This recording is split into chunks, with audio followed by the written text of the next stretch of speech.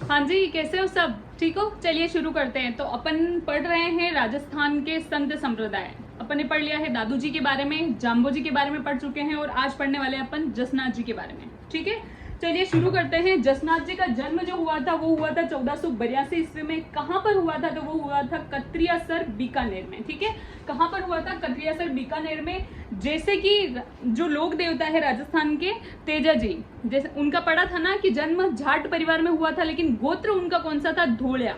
वैसे ही इनका जन्म तो जाट परिवार में हुआ है ना, लेकिन इनकी गोत्र कौन सी थी? तो वो थी जानी। ठीक है, क्या थी? जानी। क्वेश्चन आ जाए कौन से संत थे जिनका जन्म है ना जानी जाट परिवार में हुआ था? तो कौन है? जसनाथ जी। ठीक है, आपको ये ध्यान रखना है। अब जाम्बो जी का जन्म कौन सी गोत्र में हुआ था, मतलब कौन से परिवार में हुआ था? आप मेरे को कमेंट में बताओगे। ठीक है, इनके पिता थे हमीर जी, माता थी इनकी रूपा दे। एक रूपा दे अपन ने पढ़ा था मल्लीनाथ जी की पत्नी है ना, बरसात के देव तो मामा देव। रूपा दे है रानी रूपा दे, वो है बरसात की देवी। ठीक है, तो और इनकी माता कौन है? इनकी भी रूपा दे। तो मतलब यूं है कि आप याद करने में थोड़ा कॉम्बिनेशन बिठा सकते हो। ठीक है, इसके बाद है पत्नी है इनकी काल दे। ठीक है, कौन से लोक देवता हैं जिनकी पत्नी की भी पूजा की जाती है? तो वो कौन है? रानी रूपा दे और मल्लीनाथ जी की पत्नी है जो। ठीक है, तो कौन से लोक देवता हैं जिनकी पत्नी की पूजा की जाती है? तो वो है मल्लीनाथ जी।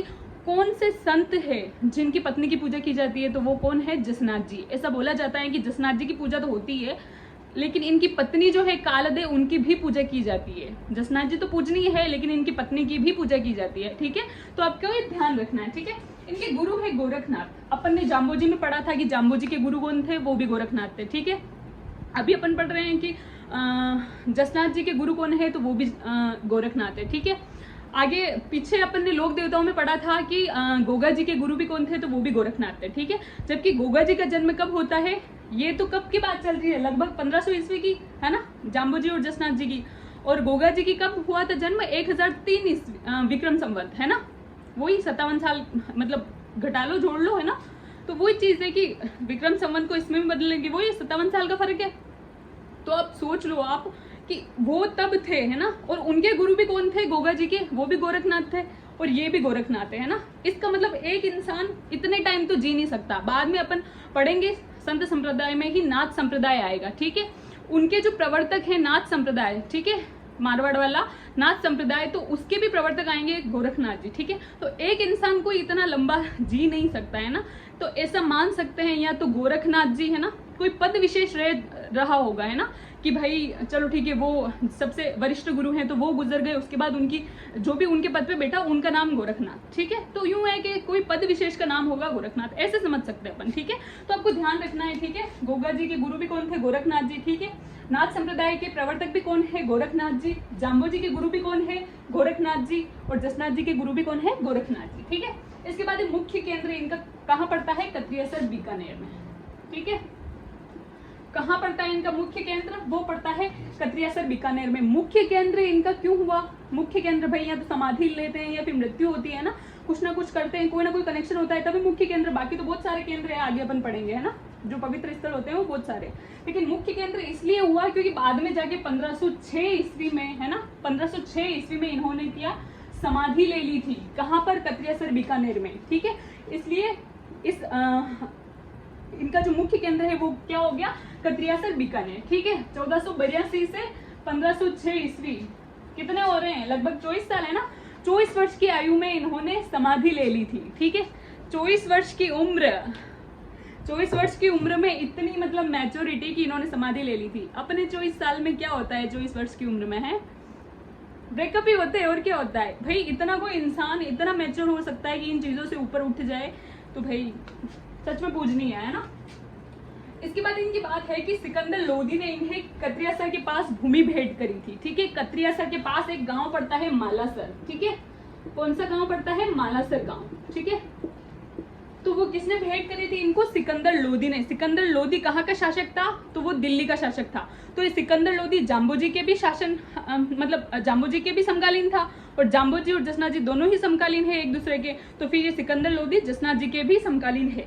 ठीक है, आपको ये चीज ध्यान रखनी है ना, कभी भी क्वेश्चन आ जाए। अब आप देखो यहाँ पर, अब क्वेश्चन आ जाए कि राव बीका और जोधा किसके समकालीन थे, ठीक है। और ऑप्शन में जाम्बोजी आता ही नहीं है, जसनाथ जी आता है, ठीक है। चरणदास जी, जसनाथ जी, बालनंदाचार्य जी और एक को दादू दयाल जी, ठीक है। अब आप सोचोगे यार कि हमने तो जाम्बोजी पढ़ा और आया है जसनाथ जी, तो क्या करें, इसमें तो ऑप्शन में है ही नहीं कुछ, इसका तो बोनस मिलेगा नहीं। ये कॉमन सेंस की बात है कि मैंने आपको बता दिया है कि जाम्बोजी के जो समकालीन थे वो थे राव जोधा और राव बीका। तो इतना दिमाग लगाना है आपको कि जाम्बोजी के समकालीन ही कौन है, जसनाथ जी। तो फिर जसनाथ जी के समकालीन हो गए ना वो राव जोधा और राव बीका। तो ये चीजें आपको कनेक्ट करके चलनी है, ठीक है। तो सिकंदर लोदी, एक तो जाम्बोजी के टाइम तो सिकंदर लोदी ने क्या किया था, गो हत्या पर प्रतिबंध लगा दिया था, है ना, ठीक है। और फिर अकाल पड़ने पर उनके कहने पर चारा भिजवाया था बीकानेर क्षेत्र में, ठीक है। लेकिन जसनाथ जी के साथ जो किया था सिकंदर लोदी ने, वो ये किया कि मालासर गांव था तो वो उसकी भूमि भेंट करी थी किसको, कतरियासर के पास पड़ती है, किसको भेंट करी थी, जसनाथ जी को, ठीक है। किसने, सिकंदर लोदी ने। कौन था, दिल्ली का शासक था, ठीक है, समकालीन था इनके, ठीक है, दिल्ली।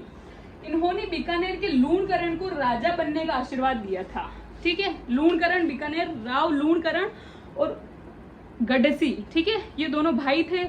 जब उत्तराधिकार संघर्ष होता है कि भाई राजा कौन बने, राजा कौन बने, तो दोनों जाते हैं भाई कि चलो ठीक है संत विशेष है तो उनके पास चलते हैं, ठीक है। तो जसनाथ जी के पास जाते हैं, तो एक तो है तो लूणकरण को इन्होंने आशीर्वाद दिया था, ठीक है। जैसे ही गडसी और फिर लूणकरण पहुंचे वहां पे, तो ये भी राज परिवार से थे, है ना, लूणकरण भी राज परिवार से था और कौन, गडसी भी राज परिवार से थे, दोनों भाई थे। लेकिन दोनों भाई में इतना फर्क है कि लूणकरण तो भाई जाके पेड़ छू रहा है इनको, है ना, कि भाई संत है, संत मतलब कि गुरु, और ज्ञान, ज्ञान से बड़ा कौन हो सकता है भाई। असली राजा तो वही बनने के योग्य है ना, कि जो किसी को छोटा बड़ा नहीं समझे और ज्ञान की जो वो है पूजा करे, है ना। ज्ञान की पूजा, भाई आप साधु संतों की पूजा नहीं कर सकते जिनमें इतना ज्ञान भरा हुआ है ना, तो फिर क्या ही मतलब है। तो उन्होंने तो जाके पूजा करी, उनकी चरण स्पर्श किए और बोले कि हमारी बात का मतलब जो भी है समस्या का समाधान कीजिए। लेकिन गडसी ने दिखाया एटीट्यूड कि भाई साहब ये है बाबा और मैं हूँ भाई राजा का बेटा, ऐसे कैसे इसके पैर छू लूंगा, है, एरा गेरा थोड़ी हूँ कोई, है, ये तो आज बाबा है, रोज मांग कर तो खाता है भाई, और मेरे मुकुट लगा हुआ है, मैं इतना राज परिवार से हूँ, क्यों झुकूंगा इनके सामने। तो वो क्या, उसका घमंड उसको ले डूबा। तो फिर जसनाथ जी ने दे दिया आशीर्वाद किसको, लूणकरण को, कि भाई जिस इंसान में इतना घमंड भरा हुआ है वो क्या राज्य को चलाएगा, है। और जो साधु संतों की इज्जत करना नहीं जानता, जो ज्ञान की, कहने का मतलब है कि जो ज्ञान की इज्जत नहीं करना चाहता। कभी सुना होगा आपने ये चीज, नो गुरु नो लाइफ, ठीक है, नो गुरु और नो लाइफ, ठीक है, नो गुरु नो लाइफ, ठीक है। और इधर भी ये नो मतलब जानो, तो गुरु को जानो तो फिर लाइफ को जान जाओगे आप, ठीक है।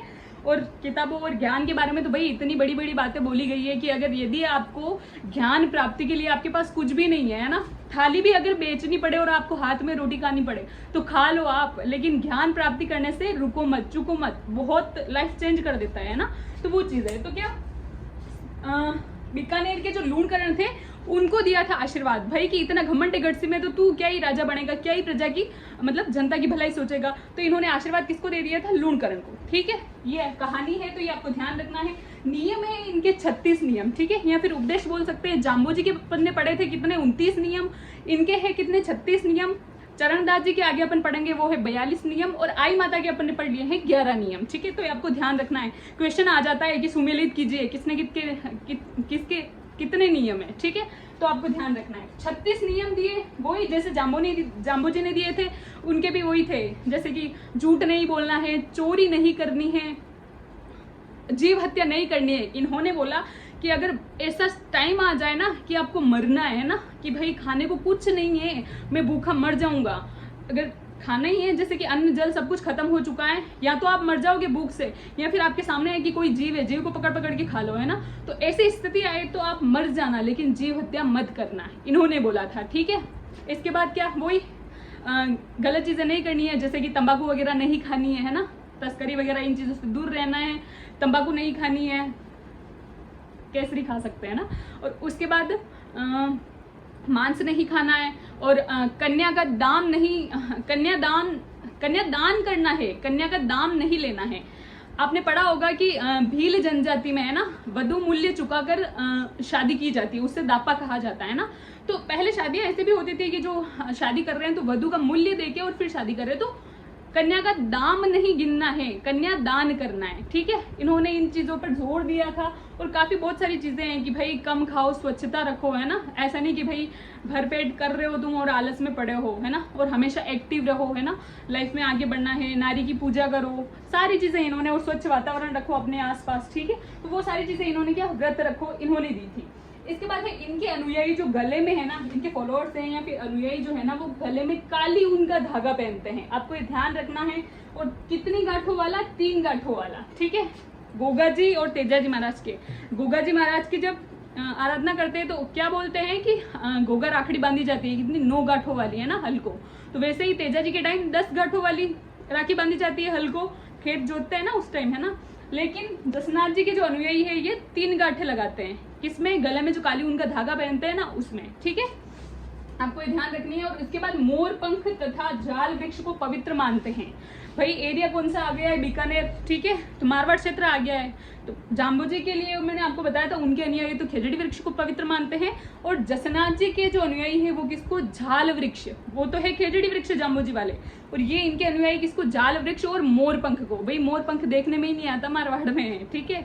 तो अगर कोई चीज अपने भी मान लो, कोई चीज देखने में नहीं आ रही है, फिर एकदम से दिखने में आ जाए तो अपन भी सोचते हैं नहीं यार अपने लिए तो बहुत ज्यादा कीमती है ना, भाई दर्शन हो गए इसके, है ना। तो वो चीज है। तो इसलिए इन्होंने किसको पवित्र माना है, जाल वृक्ष और मोर पंख को, ठीक है।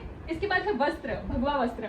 ऐसा माना जाता है कि जो जसनाती संप्रदाय के जो अनुयायी है कौन से कलर के वस्त्र पहनते हैं, तो वो भगवा वस्त्र, ठीक है। अब हाँ, ये आपको एक कंफ्यूजन हो रहा होगा कि भाई ये निर्गुण भक्ति के है कि सगुण भक्ति के, ठीक है। तो अभी तक अपन ने 3 पढ़े हैं, दादू दयाल जी वो भी निर्गुण भक्ति के थे। निर्गुण भक्ति मतलब मोटा मोटा आपको बिल्कुल नहीं उलझना है, सीधी सी बात है। जो मूर्ति पूजा को समर्थन दे, है ना, तो वो तो क्या है, सगुण भक्ति। जो मूर्ति पूजा का विरोध करे, भाई भगवान गट गट में है, कर्म करो अच्छे, है ना, हर व्यक्ति में भगवान है। तो मूर्ति खास विशेष जो मतलब किसी व्यक्ति विशेष की मूर्ति लगाकर उनको नहीं पूजते हैं तो वो क्या है, निर्गुणी है संत, ठीक है। तो दादू जी भी निर्गुणी थे। जाम्बो जी, इन्होंने भी प्रकृति में सब कुछ देखा है ना, भाई अच्छे कर्म करो, ये साफ सुथरे रखो। जिन्होंने जो नियम दिए हैं, भाई अगर सगुण भक्ति के होते तो ये नियम ही क्यों देते, जैसे कि वही कि पूजा करनी है भगवान, कुछ नहीं है लोग वो वगैरह कुछ नहीं है, बस भगवान है, जो भी है तो उनकी पूजा करो, आराधना करो दिन रात। तो सगुण तो वो होते हैं, नियम दे रहे हैं मोटी मोटी तौर पे, कोई भी किसी के भी नियम बता रहा है, इसका मतलब वो क्या है, निर्गुण भक्ति है मोटा मोटा, ठीक है। तो जाम्बो जी भी निर्गुण भक्ति के थे और जसनाथ जी भी क्या थे, निर्गुण भक्ति के। मूर्ति कुल मिला के ये है कि आपको मूर्ति पूजा के विरोध करते थे, ठीक है। क्या करते थे, मूर्ति पूजा का विरोध। वैसे आपको एक बात बताऊं, गौतम बुद्ध ने सबसे पहले मूर्ति पूजा का विरोध किया था, है ना, कि भाई क्या होता है ये मूर्ति पूजा, है ना, कुछ नहीं करना है ऐसे वैसे, मनुष्य कर्म अच्छे करो, आसपास के लोगों में गट गट में भगवान है ना, सारी चीजें ये। लेकिन जो सबसे पहले मूर्ति की पूजा भी करना स्टार्ट हुई थी वो किसकी हुई थी, बुद्ध जी की, है ना। बुद्ध जी ने तो यही बोला था कि भाई मूर्ति पूजा नहीं करनी है। आज कहीं पे भी देख लो बुद्ध भगवान की मूर्तियां मिल जाएगी, ठीक है। तो ये भी चीज होती है। इनके अनुयायियों द्वारा अग्नि नृत्य किया जाता है, ठीक है। अग्नि नृत्य किसके द्वारा किया जाता है, जसनाती संप्रदाय के अनुयायियों द्वारा अग्नि नृत्य किया जाता है। ये नृत्य सिर्फ पुरुषों द्वारा किया जाता है, ठीक है। किसके द्वारा किया जाता है, सिर्फ पुरुषों द्वारा किया जाता है। रणघोष होता है इनका फतेह फतेह, ठीक है। जब ये अग्नि नृत्य करते हैं तो इस बीच में तो अंगारे जले हुए, है ना, अंगारे जले हुए रख लेते हैं और उन पे चलते जाते हैं और नाचते जाते हैं ना, उन पे नृत्य करते हैं ये अंगारों पे, ठीक है। और क्या बोलते जाते हैं, फतेह फतेह। फतेह यानी होता है जीत, ठीक है। फतेह फतेह इनका रणघोष है। एक अपन जनजाति पढ़ेंगे तो उसमें आएगा फायरे फायरे, ठीक है। तो वो भीलों का रणघोष है, आपको ध्यान रखना है ना, वो भीलों का रणघोष है फायरे फायरे। और फतेह फतेह किसका है, जसनाती संप्रदाय का। क्वेश्चन आया था एक बार, आरपीएससी ने पूछ लिया था कि भाई भीलों का रणघोष, जसनाती संप्रदाय का जो अनुयायी है उनका रणघोष क्या है अग्नि नृत्य के समय, है ना। तो सब लोग फतेह फतेह फायरे फायरे में कंफ्यूजन इनको हो गया और फायरे फायरे लगा के आ गए, ठीक है। तो ऐसे आपको ध्यान रखना है, ठीक है। तो क्या इनका रणघोष तो क्या है, फतेह फतेह है। और अग्नि नृत्य किसके द्वारा किया जाता है, तो सिर्फ केवल पुरुषों द्वारा किया जाता है।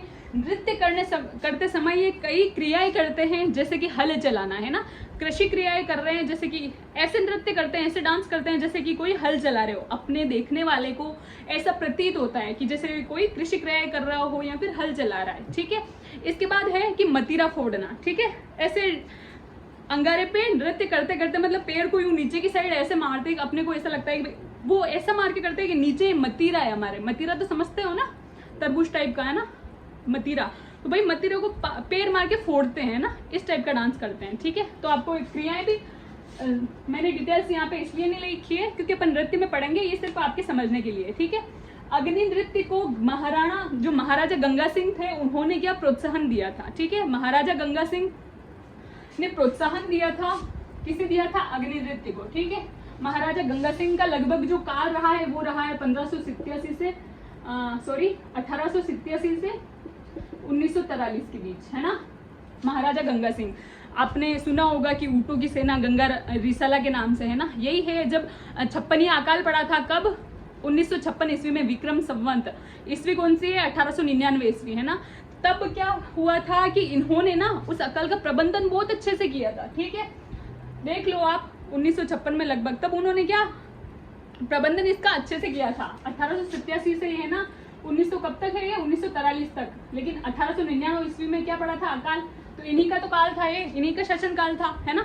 तब इन्होंने क्या उस अकाल का, उस त्रिकाल का प्रबंधन अच्छे से किया था। तो फिर अंग्रेजों ने फिर इनको केसर हिंद की उपाधि दी थी। ठीक है, अपन बाद में पढ़ेंगे।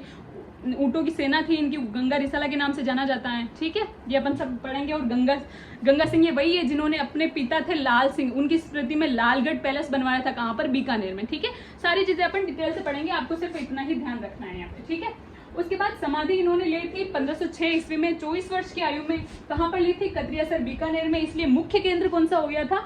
कतरियासर बीकानेर। ठीक है, इसके अलावा तो बहुत सारे अन्य केंद्र भी है, जैसे कि मैं आपको बताऊं बमलूसर है, या फिर कहीं ना कहीं बमलूसर नहीं आएगा, सिर्फ बमलू आएगा। ठीक है, या फिर बम्बलू। ठीक है, कुछ भी आ सकता है। बमलूसर, लिखमा देसर, लिखमा देवी ने निर्माण करवाया था इसलिए लिखमा देसर। पुनरासर, मालासर यही जो कि सिकंदर लोदी ने इनको गांव भेंट किया था। ठीक है, आपको ये चीज ध्यान रखनी है कि भाई संबंधित स्थान कैसे याद करना है। बीकानेर क्षेत्र में भाई, है ना, बीकानेर क्षेत्र में जितने भी, जैसे कि तालाब मान लो, है ना, तालाब बने हुए हैं, तो जिस गांव में बने हैं तो उनके नाम के अकॉर्डिंग सर यानी तो होता है सरोवर यानी तालाब, तो गांव के और या फिर क्षेत्र जो एरिया विशेषता उनके पीछे सर जुड़ गया, बस इतना सा नाम है। ठीक है, इतना सा काम है। ठीक है, तो आपको ध्यान रखना है जिसके पीछे सर लगा हुआ है वो क्या है? जसनाथी संप्रदाय की। ये याद करने का तरीका है। इसके बाद है, इसको वेरी वेरी इंपॉर्टेंट कर देना, 3 स्टार लगा देना कि जो पांचला सिद्धा है ना वो कहाँ पर है? नागौर में। ये बाकी सब बीकानेर में पड़ते हैं। जसनाथी संप्रदाय का जो मुख्य केंद्र है वो कतरियासर बीकानेर, बमलूसर बीकानेर में पड़ता है, लिखमा देसर, पुनरासर, मालासर सब बीकानेर में पड़ता है। ठीक है, लेकिन ये पांचला सिद्धा पड़ता है नागौर में, और इससे कहा जाता है जसनाथी संप्रदाय की मथुरा। ठीक है,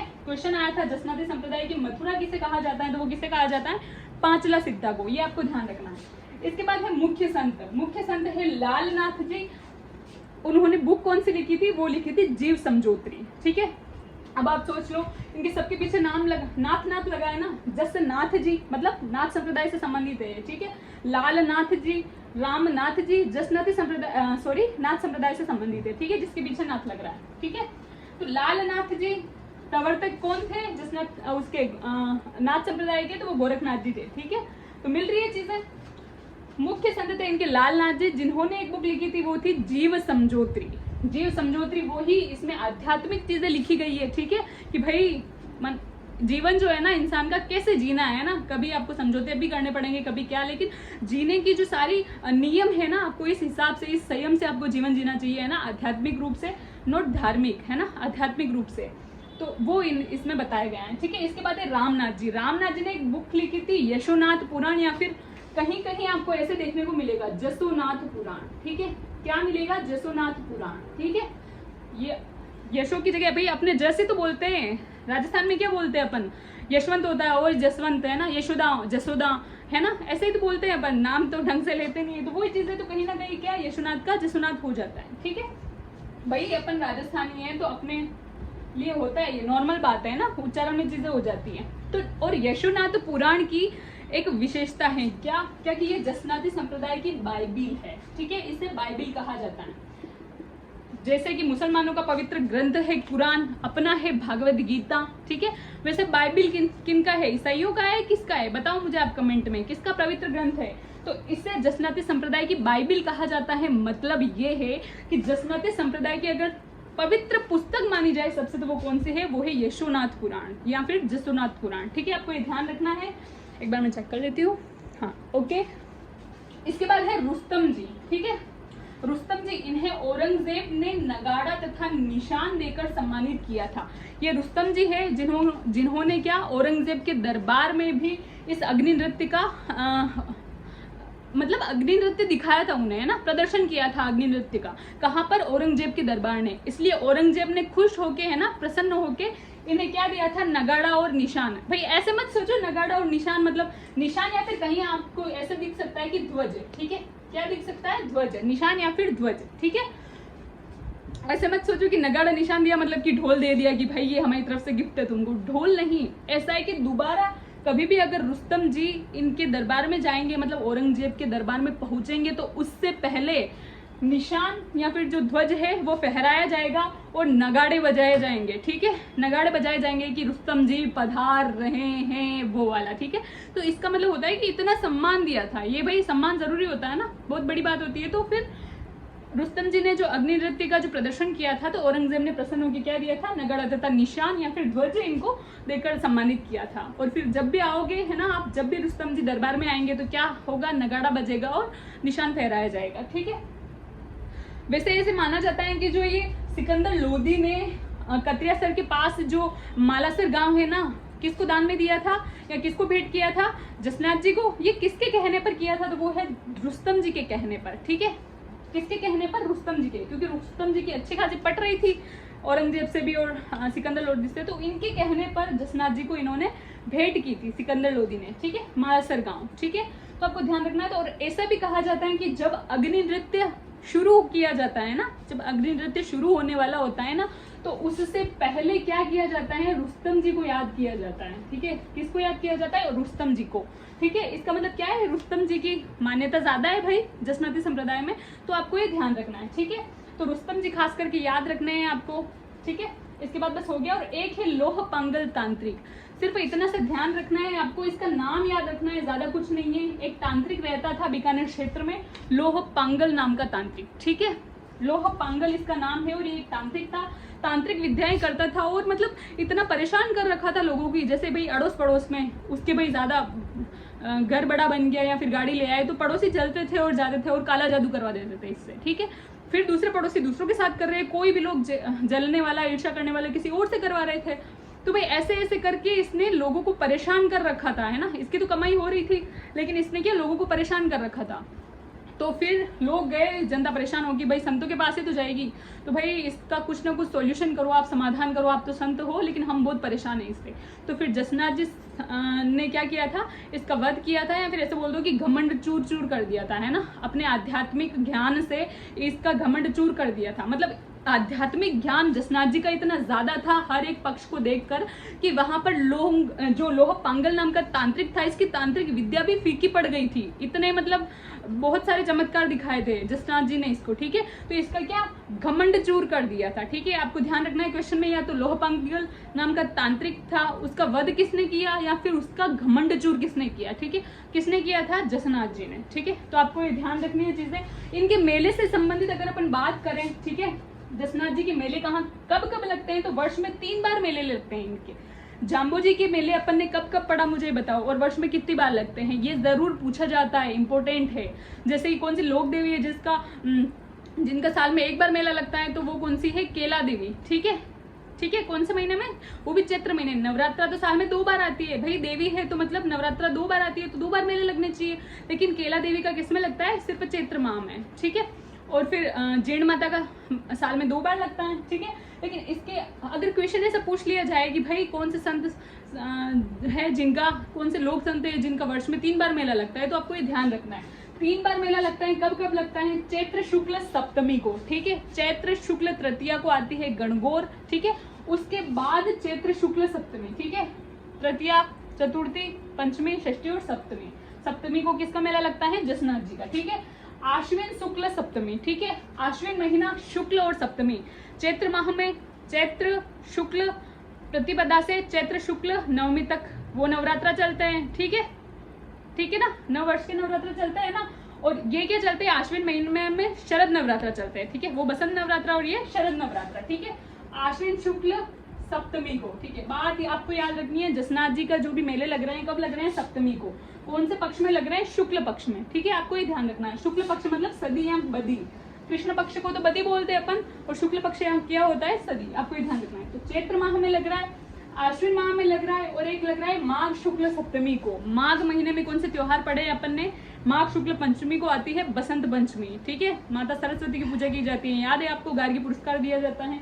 उसके 2 दिन बाद ही आती है कौन, माघ शुक्ल सप्तमी। तो इस दिन मेला लगता है, इसका जसनाती संप्रदाय का मेला लगता है। कहाँ पर लगता है ये मेले, मुख्य केंद्र में ही लगेंगे ना भाई। मुख्य केंद्र कहाँ पर है, कत्रियासर बीकानेर में। कहाँ पर है, कत्रियासर बीकानेर में। तो ये मेले भी वहीं पर लगते हैं, ठीक है। इसके बाद इनके ग्रंथ की बात करें, जसनाती जो जसनाथ जी जो थे, इनके ग्रंथों की अगर अपन बात करें तो वो थे एक तो सिंबुदड़ा और एक था कोंडा, ठीक है। सिंबुदड़ा और कोंडा, इन दोनों में से जो इम्पोर्टेंट है वो है आपका कोंडा। क्यों है इम्पोर्टेंट, क्योंकि इन्होंने उपदेश, मतलब अगर आपको जानना है कि जसनाथ जी ने क्या क्या बोला था, कौन कौन से नियम दिए थे, उनके कौन कौन से जो 36 नियम है, क्या कहना चाह रहे हैं वो, तो आपको कौन सी बुक पढ़नी पड़ेगी, है ना, कौन सा ग्रंथ पढ़ना पड़ेगा, वो है कोंडा। क्योंकि इन्होंने जो भी उपदेश दिए थे किसमें संग्रहित किए गए हैं, वो कोंडा में किए गए हैं ना, कोंडा नाम के ग्रंथ में किए गए हैं। इसके बाद एक और इम्पोर्टेंट चीज है कि समाधि स्थल, ठीक है। जसनाथ जी संप्रदाय के जो अनुयायी होते हैं, जैसे समाधि ली थी किसने, जसनाथ जी ने, ठीक है। इसके बाद इनके काफी अनुयायी भी हुए होंगे, और किसी को ऐसा लगा होगा भाई मुझे भी समाधि लेनी चाहिए, है ना, अंतरात्मा से आवाज आ जाती नहीं, मुझे भी समाधि लेनी चाहिए। तो इनके अनुयायियों द्वारा या जसनाथ जी द्वारा जहाँ पर समाधि ली गई थी उसे क्या बोला जाता है, बाड़ी, ठीक है, बाड़ी। और कितनी बाड़ियां प्रसिद्ध हैं, तो वो है 84 बाड़ियां। मतलब मोटे मोटे तौर पे तो ऐसे ही लग रहा है भाई अभी तक इनके अनुयायी है ना, कम से कम 84 अनुयायी समाधि ले चुके हैं, ठीक है। तो कितने जो मेन होंगे भाई, छोटे मोटे को तो क्या ही गिनेंगे, जो मेन मुख्य हुए थे तो वो 84। तो आपको इतना ध्यान रखना है, 84 बाड़ियां, मतलब 84 बाड़ियां किससे संबंधित है, तो वो है जसनाथ जी से। ऐसे तो बहुत सारी चीजें हुई थी इनके, है ना, 12 धाम हुए थे, 5 ठिकाने हुए थे, 108 स्थापनाएं हुई थी। क्वेश्चन ऐसे आ जाए तो 5 ठिकाने, 12 धाम, 108 स्थापना और 84 बाड़ियां किससे संबंधित है ना। तो आपको सिर्फ एक चीज पकड़नी है, इतना आप याद नहीं रख पाओगे। एक चीज पकड़नी है आपको, क्या पकड़नी है, वो पकड़नी है 84 बाड़ियां, ठीक है। यही पूछा गया है आज दिन तक, बाकी सारी चीजें नहीं पूछी गई है, तो वो सिर्फ मैंने आपको नॉलेज के लिए बता दिया था। और लूणकरण, जो राव लूणकरण है, ये बीकानेर के राजा है, बाद में अपन पढ़ेंगे, ठीक है। 1500 लगभग 1505 ईस्वी से 1526 ईस्वी तक इनका शासनकाल रहा था। लूणकरण सर जब राजा बने थे किनके, जसनाथ जी के आशीर्वाद से, तो इन्होंने बाद में लूणकरण सर झील का भी निर्माण करवाया था, इसका लूणकरण सर। और एक विद्वान हुए थे बिट्ठू मेहा जी, ठीक है। अपन पढ़ेंगे साहित्य में, राजस्थान के साहित्य में डिटेल से पढ़ेंगे, लेकिन आपको सिर्फ इतना बता देती हूँ कि बिट्ठू मेहा जी नाम के एक दरबारी विद्वान हुए थे, तो उन्होंने लूणकरण सर को क्या, लूणकरण को क्या कहा है, राव लूणकरण जो थे बीकानेर के राजा, उनको क्या कहा है कि कलयुग का कर्ण। कर्ण की, जैसे ही कर्ण अपन नाम लेते हैं तो आप क्या समझते हो, दानवीर, है ना, दानवीर है ना, कर्ण को दानवीर ही माना गया है।